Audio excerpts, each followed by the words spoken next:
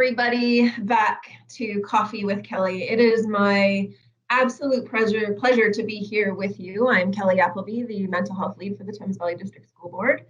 And for the second time, we have Dr. David Tranter with us here on Coffee with Kelly to continue to talk with us about the connection between well-being and achievement for students. And in particular, what our main focus for our conversation today is really talking about what is on everybody's mind, which is what is transition back to school going to look like? What's going to happen when we get back to school? What are the things that we need to think about? Because it's on everybody's mind, and we're trying to navigate those conversations right now as we speak. So welcome, David. I'm so happy to have you back with me, and I'm so appreciative of you being willing to talk to our system at Thames Valley again. So thank you. Thank you, Kelly. It's really nice to be back. I really enjoyed our last conversation, and I think we did kind of discover in our conversations that there is this is such an evolving issue that we have much more to talk about. So thank you for having me back. Yeah, absolutely. And so as we sort of launch into the topic, I'm also going to remind people or let people know that one of the really important things that David has done is co-authored a book called The Third Path. And I just wanted to make sure that everybody is aware and has seen what the third path looks like. And really, the third path is about setting the conditions for students to do well from a well-being and achievement standpoint. So we'll talk more about that as we continue. I'm just thinking, David, right off the hop about all of the ways in which people are thinking, what do we need to prioritize when we go back to school? What are kids going to need? What are teachers going to need? Where do we need to be really putting our attention? And I'm wondering if you, from the perspective of Third Path and from your perspective, if you could speak to that a little.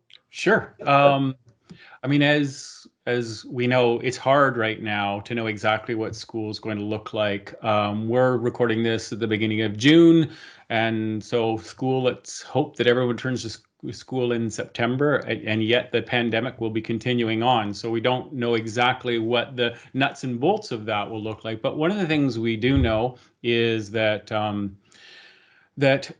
from our experience right now, the quarantine experience where students are not physically at school, we know that that school is about so much more than just learning. That school is about so much more than just a teacher giving a student work, and that it's going to be so important when students go back to school that we start really thinking and talking about how do we rebuild school community. And I'm sure we'll talk, especially in the longer version of this, the challenges around building school community with the provisions that will be put into place in terms of trying to reduce the potential spread of COVID-19. But what I think is so important is that we start to have conversations about the fact that school community won't just happen when we open the school doors. That it has to be rebuilt. And so the book that I wrote with two friends and colleagues who are teachers is really about about articulating the components of a successful school environment.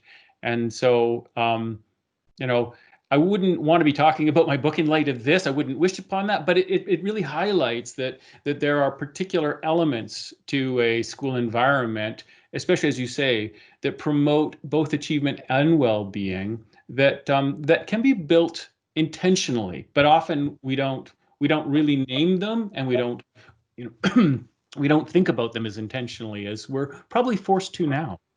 Mm-hmm.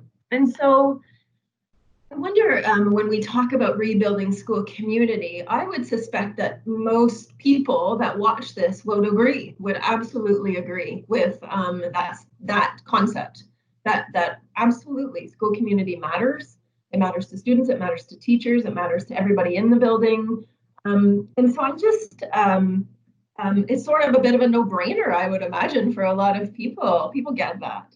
And so I wonder if there's just a little bit more around um, the intentionality of that and really what's that, and we'll get more into it deeper, but really what is that going to look like? And maybe what it doesn't look like even. Yeah. So really, the what all of the research that I reviewed, and I spent a long time looking at all of the research that simultaneously supports path one, the achievement path, and path two, the well-being path. That's why the book is called The Third Path. And what are the conditions that need to be in place for students to succeed, and all students? This is kind of the universal needs. The often remind people this is like Maslow's hierarchy of needs, but in education.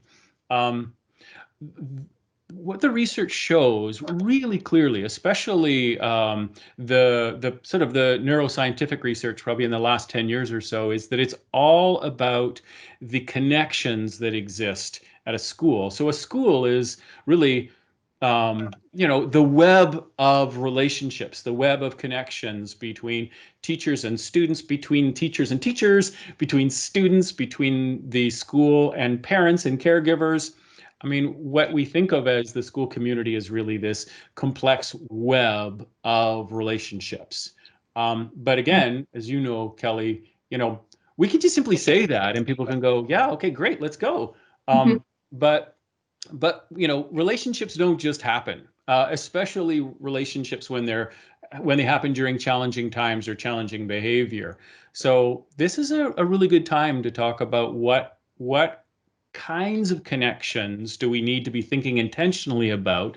Do we need to be forging with our students, especially in light of the challenges that the pandemic brings, so that we can ensure that when the students come back, it's not just that they'll come back to a school community, but that they'll find school a place that they can, in a sense, recover from what's happened, and also that will mitigate the impact of what will continue to happen. Yes. And can we always talk about how school can be a protective place and a transformative place? And so what we're really talking about are what are the conditions and the connections that allow school to be both protective and transformative when it comes to achievement and well-being?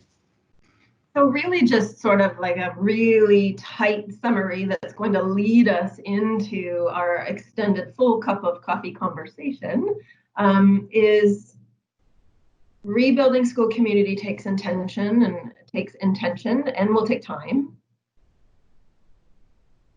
Rebuilding school community is about sort of, if you think about the third path, setting the conditions or paying attention to the conditions in the school that sort of learning will happen from and everything will occur from. And then the next step down the line is that who sets those conditions, is that concept that I've heard you say many times over and over, and it makes so much sense to me, is that so what's the strategy? You are the strategy, or we are the strategy, being the adults in school buildings who set the conditions. So I wonder if you could just make a comment on that. You are the strategy. Yeah. So that is something that I think is the most important lesson in all of the research on achievement and well-being and helping students reach their potential, is that all strategies, whether they're instructional strategies, behavioral strategies, whether they're after school programs or breakfast programs or anything, academic or mental health or well-being, are made or broken based on the nature of the relationship. And this, again, the research has been shown so clearly on this. And so basically what that says to us is that the strategy that matters most is the relationship. The strategy that matters most is the person and their interaction with the student. And I totally would understand right now if people are listening to this saying, well, that's not news. That big deal. It's a relationship. But we're not just talking about friendly relationships. We're not talking about friendships. We're not talking about just warm, fuzzy relationships. We're talking about what's often referred to as developmental relationships, relationships that, as you say, are responsive, are intentional, that are intentionally building the conditions for success for students. But that is all about, the educator. They really are the strategy. Yes. And I think that's more now than ever. We really need to focus on of doing that, especially because there's the risk that we'll get so wrapped up in anxiety about the pandemic, as is completely understandable, that we'll forget that the most important piece is the human connection. The thing that really makes school is the human connection of school. Yes. So we are going to really take a deeper look into everything that we just talked about in the extended cup of coffee conversation.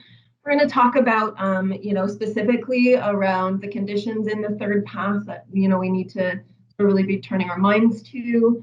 What are students going to need? What are teachers going to need? Because if we're talking about you are the strategy, teachers, you are the strategy, we need to take care of the people who are the strategy that are taking care of the kids that are coming through the door. So all of those things we're going to dive deeper into in the full extended cup of coffee conversation. So please join us for that conversation at tvdsb.ca/mental health. And I will see you there, coffee in hand. Thank you so much, David. Thanks.